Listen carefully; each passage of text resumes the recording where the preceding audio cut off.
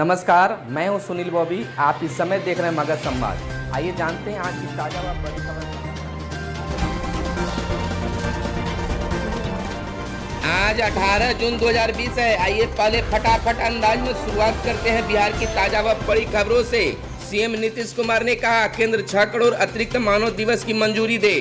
बिहार के मुख्यमंत्री नीतीश कुमार ने कहा है कि केंद्र सरकार मनरेगा के तहत 6 करोड़ अतिरिक्त मानव दिवस सृजन की स्वीकृति दे, साथ ही 100 दिनों की रोजगार गारंटी की सीमा को बढ़ाते हुए 200 दिन करे। मुख्यमंत्री ने बुधवार को प्रधानमंत्री नरेंद्र मोदी के समक्ष यह मांग रखी। वीडियो कॉन्फ्रेंसिंग के जरिए दोनों के बीच कोरोना संक्रमण की रोकथाम व रोजगार आदि के लिए किए जा रहे कार्यों पर बात। प्रधानमंत्री से मुख्यमंत्री ने कहा है कि राज्य के 32,86,000 आवास रहित लोगों का सर्वे कराया गया है। इन सभी के लिए भी प्रधानमंत्री आवास योजना ग्रामीण के तहत प्राथमिकता के आधार पर आवास के लिए स्वीकृति दी जाए। इसके लिए मुख्यमंत्री ने अतिरिक्त राशि के आवंटन की भी मांग की। आगे मुख्यमंत्री ने कहा कि 20 लाख से ज्यादा गैर राशन कार्डधारियों को अभी राशन कार्ड उपलब्ध कराना है, तभी उन्हें नेशनल फूड सिक्योरिटी एक्ट का लाभ मिल पाएगा। वर्ष 2011 की जनगणना के आधार पर पहले के राशन कार्डधारियों का आकलन किया गया था, लेकिन अब बढ़ती जनसंख्या को ध्यान में रखते हुए केंद्र सरकार से इसे स्वीकृत किया जाए। बिहार के 6 लाल हुए शहीद। लद्दाख सीमा की गलवान घाटी में भारत चीन के सैनिकों के बीच हुए खूनी संघर्ष में बिहार के 6 लाल शहीद हुए हैं। इसमें 5 बिहार के हैं, जबकि झारखंड के साहिबगंज के कुंदन कुमार ओझा का परिवार भी बिहार के आरा में ही रहता है। इस बीच बेटा के शहीद सुनील कुमार का पार्थिव शरीर बुधवार शाम पटना एयरपोर्ट पहुंचा। पटना एयरपोर्ट पर शहीद के बड़े पुत्र आयुष कुमार ने अपने पिता को सलामी दी। एयरपोर्ट से शहीद का शव सैनिक सम्मान के साथ BRC दानापुर ले जाया गया। वहाँ सलामी देने के बाद गुरुवार को पार्थिव शरीर उनके गाँव बेटा के तारा नगर ले जाया जाएगा। एयरपोर्ट पर सैन्य अधिकारियों और प्रशासनिक अधिकारियों के अलावा कई राजनीतिक दलों के नेताओं ने भी शहीद को श्रद्धांजलि दी। पीएम बोले उकसाने पर मुंहतोड़ जवाब देंगे, सीमा पर देश के जांबाजों को बलिदान व्यर्थ नहीं जाएगा। लद्दाख में चीन की कायराना हरकत पर बुधवार को भारत ने कड़ा संदेश दिया। प्रधानमंत्री नरेंद्र मोदी ने सीमा विवाद पर पहली प्रतिक्रिया में कहा है कि देश के जांबाजों की बलिदान व्यर्थ नहीं जाएगा। भारत शांति चाहता है, लेकिन उकसाने वाली कार्रवाई का मुंहतोड़ जवाब दिया जाएगा। वहीं विदेश मंत्री स्तर की वार्ता में भी भारत ने दो टूक कहा है कि चीन ने सोची समझी रणनीति के तहत हमला किया, जिसमें जवानों की शहादत हुई। वहीं बता दें कि कोरोना पर मुख्यमंत्रियों के साथ डिजिटल संवाद के दूसरे दिन बैठक में प्रधानमंत्री ने कहा कि हमारे देश की एकता और संप्रभुता सबसे महत्वपूर्ण है। भारत ने प्रयास किया है मतभेद कभी विवाद का रूप न ले। इस दौरान प्रधानमंत्री व अन्य शहीदों के लिए 2 मिनट मौन रखा गया। भारत की सेनाएं हाई अलर्ट पर। गलवान घाटी में चीनी सेना से झड़प के मद्देनजर 3,500 किलोमीटर की सीमा पर भारतीय थल और वायु सेना के अग्रिम मोर्चे पर स्थित ठिकानों को हाई अलर्ट कर दिया गया है। नौसेना भी अलर्ट पर है। CDS की रक्षा मंत्री संघ बैठक के बाद यह निर्णय लिया गया। बता दें कि लद्दाख में वास्तविक नियंत्रण रेखा पर गलवान घाटी में भारत चीन की सेनाओं में जहां खूनी झड़प हुई, वह करीब 14,000 फीट की ऊंचाई पर स्थित है। इस दुर्गम क्षेत्र में दिसंबर जनवरी के महीनों में तापमान 20 डिग्री सेल्सियस तक पहुंच जाता है। पूर्व केंद्रीय मंत्री रघुवंश प्रसाद कोरोना संक्रमित। पूर्व केंद्रीय मंत्री और राजद के राष्ट्रीय उपाध्यक्ष डॉक्टर रघुवंश प्रसाद सिंह कोरोना जांच में बुधवार को संक्रमित पाए गए। स्वास्थ्य विभाग के आधिकारिक सूत्रों ने इसकी पुष्टि की है। डॉक्टर सिंह मंगलवार को गले में परेशानी को लेकर इलाज के लिए वैशाली से पटना एम्स पहुंचे थे। वहां प्रारंभिक जांच में कोरोना के लक्षण नहीं मिले, सिर्फ न्यूमोनिया की शिकायत पाई गई। उसके बाद देर रात डॉक्टरों ने उन्हें अस्पताल में ही भर्ती कर कोरोना के सैंपल लेकर जांच कराने की सलाह दी। बुधवार को रिपोर्ट में उनको संक्रमित पाया गया। देश में कोरोना के 2,000 केस बढ़े। देश में कोरोना से होने वाली मौतों का आंकड़ा बढ़कर 11,903 तक पहुंच गया है। इसमें 24 घंटों के दौरान 2,003 मौतें जुड़ी हैं। हालांकि ये मौतें एक दिन की नहीं है। स्वास्थ्य मंत्रालय के अनुसार महाराष्ट्र, दिल्ली ने पूर्व की संदिग्ध मौतों को कोरोना घोषित करते हुए जोड़ा है, जिससे आंकड़ा एकदम से बढ़ गया है। अमेरिका, ब्राजील और रूस के बाद इस महामारी से सबसे ज्यादा प्रभावित देशों में भारत चौथे स्थान पर है।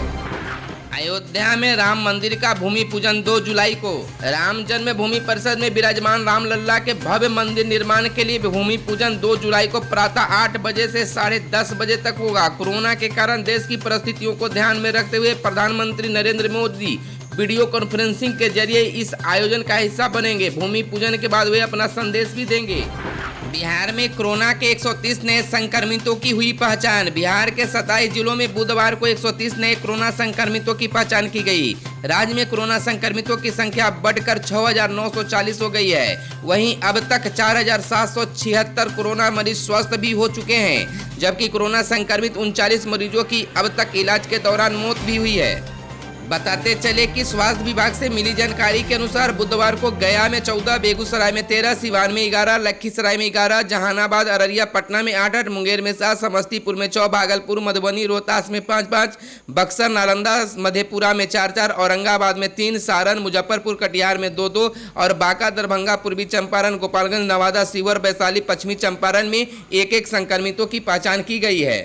बता दें कि राज्य में पिछले 24 घंटे में 205 कोरोना संक्रमित मरीज स्वस्थ हो गए हैं। राज्य में अब तक 4,776 कोरोना संक्रमित स्वस्थ हो चुके हैं। डॉक्टरों ने स्वस्थ हुए मरीजों को तत्काल होम क्वारंटाइन में रहने का निर्देश दिया है, ताकि वे पुनः संक्रमण की चपेट में न आ जाएं। 4 लेन सड़क से जुड़ेंगे बिहार के सभी जिला मुख्यालय। पथ निर्माण विभाग ने योजना पर काम किया शुरू। स्टेट हाईवे को किया जाएगा चौड़ा। बिहार के सभी जिला मुख्यालय 4 लेन सड़क से जुड़ेंगे। चालू वित्तीय वर्ष में पथ निर्माण विभाग इस योजना पर काम कर रहा है। सरकार की कोशिश है कि जिस जिला मुख्यालय के लिए अभी 4 लेन सड़क की योजना नहीं है, वहां योजना बनाकर इसी वित्तीय वर्ष में काम शुरू किया जाए। 4 लेन सड़क बनाने के पीछे सरकार की कोशिश है कि जिलों में लगने वाले जाम की समस्या से निजात मिले और लोगों को जिला मुख्यालय में आने जाने में सुविधा हो। राज्य के 38 जिलों में से अभी 15 जिलों से होकर ही 4 लेन सड़क गुजरती है। केंद्र व राज्य सरकार की योजनाओं के तहत 9 और जिलों में 4 लेन सड़क बनाने का काम चल रहा है, यानी कुल 24 जिलों में 4 लेन सड़क आने वाले वर्षों में हो जाएंगे। लेकिन अभी भी 1/3 से अधिक यानी 14 जिला मुख्यालय 4 लेन सड़क से दूर है। सीएम नीतीश कुमार ने कहा, उद्योगों के लिए 1000 एकड़ भूमि उपलब्ध कराएंगे। मुख्यमंत्री नीतीश कुमार ने कहा है कि बिहार में food processing, garments, textiles, leather goods, medical, electrical एवं अन्य उद्योगों की संभावना है। अगर इसमें केंद्र सरकार पहल कर कोई उद्योग लगवाने में मदद करे तो राज्य सरकार 1000 एकड़ भूमि उपलब्ध कराने के लिए तैयार है। उन्होंने कहा है कि मेक इन इंडिया के तहत बिहार में भी कुछ पहल करने की आवश्यकता है। इसके लिए जीएसटी, आयकर में छूट दिए जाने पर विचार किया जाए। बता दें कि मुख्यमंत्री बुधवार को प्रधानमंत्री नरेंद्र मोदी के साथ वीडियो कॉन्फ्रेंसिंग से हुई चर्चा के दौरान उक्त बातें रखी। वीडियो कॉन्फ्रेंसिंग के दौरान केंद्र और राज्य सरकार दोनों द्वारा कोरोना संक्रमण की रोकथाम के लिए किए जा रहे कार्यों, रोजगार सृजन के कार्यों पर एवं कोरोना संक्रमण की ताजा स्थिति के साथ साथ भविष्य की रणनीति पर विचार चर्चा की गई। मुख्यमंत्री ने कहा कि केंद्र सरकार द्वारा डिजास्टर मैनेजमेंट एक्ट 2005 के अनुसार जारी गाइडलाइन का हम लोगों ने अक्षरशः पालन किया है। कोरोना संक्रमण से बचाव के लिए सभी आवश्यक कदम उठाए जा रहे हैं। जांच की संख्या बढ़ाई जा रही है। इसे 20,000 करने का लक्ष्य है। 36,000 आइसोलेशन बेड्स की व्यवस्था की गई है और इसे 50,000 करने का लक्ष्य है। दूसरी ओर मुख्यमंत्री ने यह भी कहा है कि प्रधानमंत्री के नेतृत्व में देश एकजुट है। हमारे देश के साथ जो कोई भी समस्या पैदा करने की कोशिश करेगा तो हम सब एकजुट होकर उसका मुकाबला करेंगे। वीडियो कॉन्फ्रेंसिंग की शुरुआत में भारत चीन सीमा पर स्थित गलवान घाटी में शहीद हुए जवानों के सम्मान में सभी लोगों ने खड़े होकर 2 मिनट का मौन रखा और उन्हें श्रद्धांजलि अर्पित की। अवर शिक्षा के 300 अफसर जल्द मूल कैडर में लौटेंगे। शिक्षा प्रशिक्षण महाविद्यालयों में व्याख्याताओं के पद पर काम कर रहे अवर शिक्षा के करीब 300 पदाधिकारियों की सेवा जल्द ही अपने मूल कैडर में लौटेगी। गौरतलब है कि शिक्षा विभाग बीपीएससी की अनुशंसा पर राज्य के टीचर ट्रेनिंग कॉलेजों में 455 नए व्याख्याताओं की नियुक्ति की तैयारी में है। इनकी काउंसलिंग चल रही है। यह 19 जून तक चलनी है। इसके बाद शीघ्र ही इन्हें विभिन्न कॉलेजों में नियुक्त कर दिया जाएगा। बिहार के 3,305 नए स्कूलों में रखे जाएंगे रात्रि प्रहरी। राज्य के 3,305 उन पंचायतों में जहां पहली बार कक्षा 9 की पढ़ाई शुरू होने जा रही है, वहां स्मार्ट क्लास योजना के तहत 55 इंच की टीवी और दूसरी सुविधाएं भी दी जाएगी। इन सामग्रियों की सुरक्षा के लिए रात्रि प्रहरी रखे जाने के लिए भी हिदायत दी गई है। शिक्षा विभाग के आदेश के मुताबिक रात्रि प्रहरी रखने की कवायद शुरू कर दी गई है। रात्रि प्रहरी को मानदेय स्कूल के कोष से दिया जाएगा। रात्रि प्रहरियों की नियुक्ति इन स्कूलों की शिक्षा समिति की रखेगी।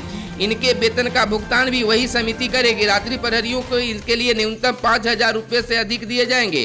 हालांकि इसकी नियुक्ति अस्थायी तौर पर होगी। इन नियुक्तियों को संविदा का रूप नहीं दिया जाएगा। शिक्षा मंत्री ने कहा, मुख्यमंत्री के वायदे से विपक्ष है हताश। शिक्षा मंत्री कृष्णनंदन वर्मा ने कहा है कि मुख्यमंत्री नीतीश कुमार के हर खेत को पानी के वायदे से लोगों में नई उम्मीद जगी है। गाँव में नहर, पैन एवं कुओं की उड़ाही का काम शुरू हो गया है। शिक्षा मंत्री श्री वर्मा ने बुधवार को संवाददाताओं से अनौपचारिक बातचीत में कहा है कि मुख्यमंत्री नीतीश कुमार द्वारा अब तक जितनी भी घोषणाएं की गई है सबकी सब पूरी हुई है। उनकी घोषणा चाहे बिजली को लेकर रही हो या नहर को लेकर, सड़क को लेकर रही हो या हर घर नल जल योजना, स्टूडेंट्स के क्रेडिट कार्ड योजना से हो या गरीब परिवारों में उच्च शिक्षा की ज्योति जग गई है। शिक्षा मंत्री श्री वर्मा ने कहा है कि हर खेत को पानी के मुख्यमंत्री के वायदे से किसानों में भरोसा पैदा हुआ है। किसानों, खेतिहर मजदूरों और आम लोगों में काफी उत्साह है। श्री वर्मा ने कहा है कि मुख्यमंत्री की घोषणा के साथ ही इस दिशा में काम भी शुरू हो गया है। गाँव-गाँव में नहर, पैन एवं कुओं की उड़ाही में जेसीबी मशीन लगे हुए हैं। नहर, पैन एवं कुओं में अभी पानी के लेयर बना हुआ है। शिक्षा मंत्री श्री वर्मा का मानना है कि हर खेत को पानी के मुख्यमंत्री के वायदे से विपक्ष को जबरदस्त आघात पहुंचा है। विपक्ष के समझ हताश की स्थिति बनी हुई है। खबरों में आज बस इतना ही। अगर ये वीडियो आपको पसंद आया हो तो एक लाइक जरूर करेंगे। अगर अब तक हमारे चैनल को आपने सब्सक्राइब नहीं किया है तो चैनल को कर ले सब्सक्राइब, ताकि बिहार के साथ देश दुनिया की खबरों से आप रहे अपडेट। धन्यवाद। जय हिंद, जय भारत, वंदे मातरम।